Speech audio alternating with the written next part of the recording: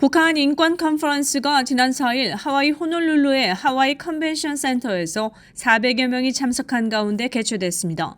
2023 하와이 컨퍼런스로 명명된 이 모임에서는 북한의 인권 문제가 집중적으로 토의됐습니다.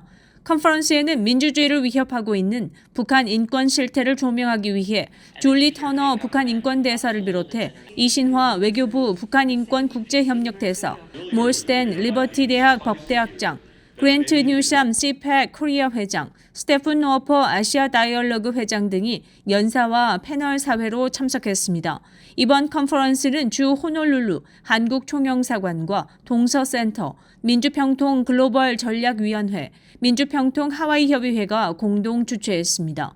컨퍼런스 프로그램은 패트릭 강 한미동맹재단 USA 이사의 사회로 시작돼 개회사 순서에서 윤석열 대통령과 김관용 민주평통 수석부의장의 영상 축사에 이어 김명혜 민주평통 글로벌 전략위원회 위원장, 박봉용 민주평통 하와이협의회 회장이 메시지를 전했습니다. Furthermore, in order to improve the human rights situation in North Korea, we must start and take action in Hawaii, which plays a crucial role in the overall Indo-Pacific security. We must also continue to voice our criticism against the Chinese government's brutal policy of forcibly repatriating North Korean refugees. 환영사 순서에서는 동서센터의 수잔 바레스 럼 회장과 이서영 호놀룰루 총영사가 등단해 참가자들을 환영하는 메시지를 전했습니다. 기조 연설자로서는 이신화 대사, 줄리 터너 대사, 몰스텐 리버티 대학교 법대학장이 등단해 북한 인권에 대한 향후 전망을 다각도로 파헤치는 연설을 이어갔습니다. 이어 특별 연사 초청 순서에서는 한국에서 활동하는 이지성 작가가 나왔습니다. 탈북민들을 돕고 있는 그의 경험담이 끝난 후 인터뷰는 그레그 스칼라튜 북한인권위원회 사무총장이 진행했습니다. 탈북민 수시하러 가는데요. 그랬더니 저한테 하는 말이 갔다가 그 다음날 모기 잘린 시체로 발견되면 어떻게 할 거냐. 진짜 그분이 한 얘기입니다. 이후 패널 토론이 이어졌습니다. 패널에 참가한 인사는 이신화 대사, 줄리 터너 대사, 몰스텐 학장, 그랜트 뉴삼 CPEC 코리아 회장 등이 나왔으며 스테픈 워퍼 박사의 사회로 의제에 대한 토론이 진행됐습니다. 퍼시피 포럼의 랄프 코사 명예회장이 등단해 컨퍼런스 폐회 연설을 했습니다.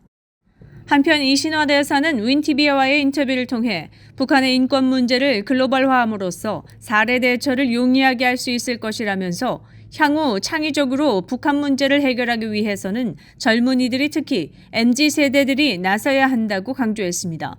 저는 이제 여러 가지 북한 인권은 굉장히 여러 문제가 있거든요. 북한 내의 문제도 있고 탈북자나 해외 노동자 문제도 있고 또 한국이나 일본 출신의 억류자나 납북자 문제나 미성화된 국방포로 굉장히 이슈가 많습니다. 근데 그 중에서 제가 그걸 다 오늘 얘기를 할 수는 없고요. 저는 특히 세 가지를 얘기하고자 하는데요. 첫 번째는 북한 인권 문제를 그냥 북한 인권만 얘기하는 것이 아니라 글로벌 차원에서 우리가 어떻게 다른 인도적인 위기 상황과 더불어서 북한 문제를 좀 글로벌 할 수 있는지, 인터내셔널라이제이션 할 수 있는지이고요. 두 번째는 결국은 북한의 핵 문제나 미사일 위협은 인권 문제랑 아주 긴밀하게 연결되어 있을 수밖에 없는 것 같습니다. 특히 이렇게 자금 문제라든지 아니면 강제 노동 같은 면에 있어서 굉장히 긴밀하게 연결되어 있고요. 그러한 문제들이 왜 큰 문제가 되는지에 대해서 좀 제가 교수이기도 하기 때문에 한번 분석을 해보려고 합니다. 마지막 세 번째는 저는 이제 굉장히 20-30년이 된 이 참 힘든 문제를 어떻게 하면은 조금 더 이노베이티브하고 창의적이고 또 참신하고 다양하게 접근할 수 있을까, 그래서 좀 실천 가능한 액션 플랜을 만들 수 있을까에 고민하고 있는데, 그 과정 속에서 젊은이들이 결국은 저희의 희망이고 미래인데 그 젊은이들, 또 젊은이들이 꾸리고 있는 단체들, 그리고 또 젊은 탈북자들 과 함께 좋은 묘안들을 만들어 나가는 그런 프로그램이나 행사를 계획하고 있다는 얘기를 좀 소개해드리려고 합니다. 특히 하나 하는 거는 소위 말하는 북한의 장마당 세대, 우리나라의 말로 하면 MZ세대라고 할 수 있는 사람들이 북한에도 있지 않겠습니까?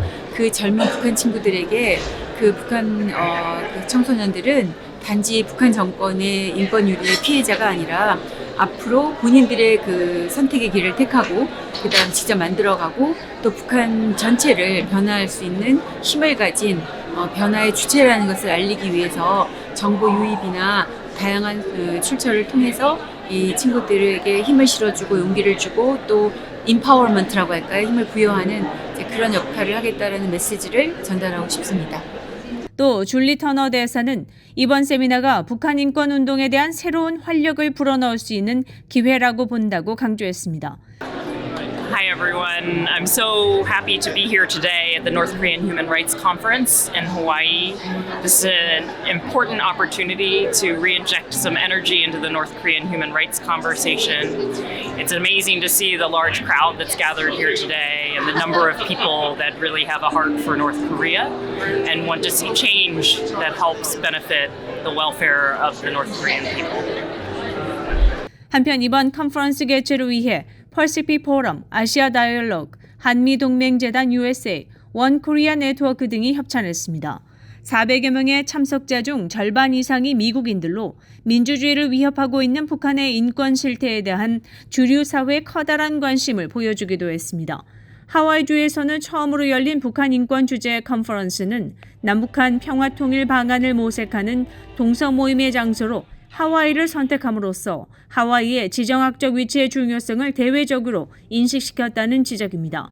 또 이번 컨퍼런스는 UN 북한인권조사위원회 발족 10주년과 더불어 내년에 10주년을 맞는 UN 북한인권 최종보고서 발간을 맞이해 다시 한번 북한의 인권 실태, 김정은 정권의 지속적 도발, 그리고 중국의 탈북민 복송에 관한 국제적 인식을 높이기 위해 마련됐습니다.